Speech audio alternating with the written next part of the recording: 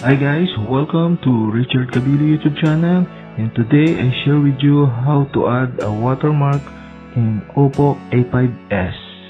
So okay guys, let's start.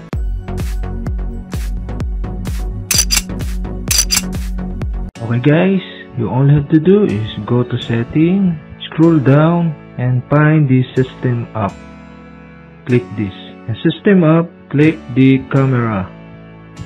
Scroll down and find the watermark. You can switch on the watermark.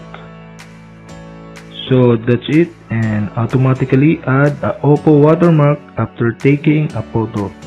Okay, that's it, and thank you for watching.